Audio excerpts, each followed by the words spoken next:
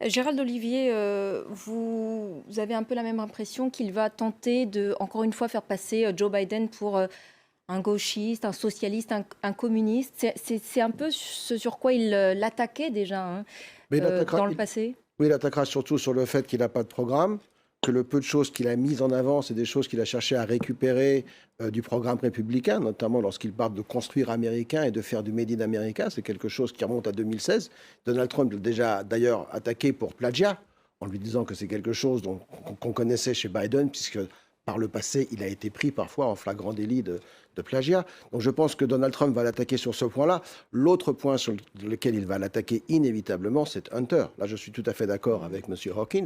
Il va l'attaquer. Il y a un scandale énorme qui est sorti, qui pour l'instant n'est pas repris par l'ensemble de la presse parce qu'on considère que les sources ne sont pas sûres.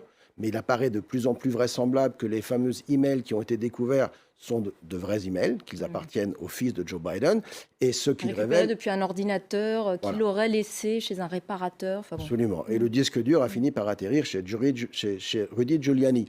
Mais ce que révèlent ces emails est absolument, enfin, c'est sans précédent presque, en termes, non pas de corruption, mais de profiter de la position de quelqu'un, quitte à mettre la sécurité nationale en danger.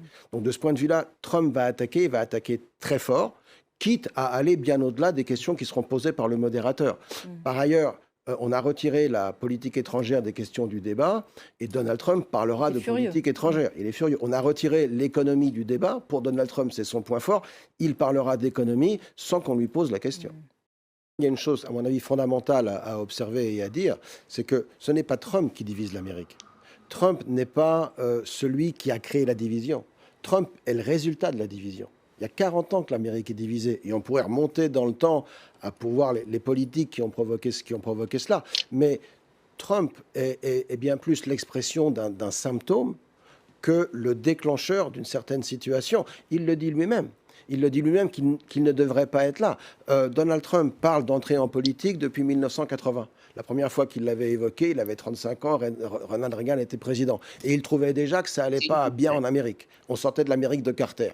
L'Amérique s'est redressée, on a eu les années Reagan, on a eu les années Clinton, puis après il y a eu la guerre en Irak qu'il a beaucoup critiqué sous George Bush.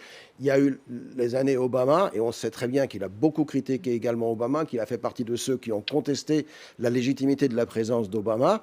Et il a finalement décidé d'entrer en politique à l'issue des années Obama. Et l'Amérique a été divisée tout au long de ces années et elle s'est radicalisée de plus en plus.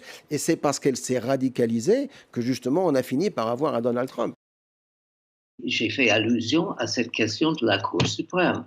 Euh, ça, ça pourrait être un désastre s'il y a une Cour politisée, explicitement politisée. Sur la Cour suprême est déjà politisée.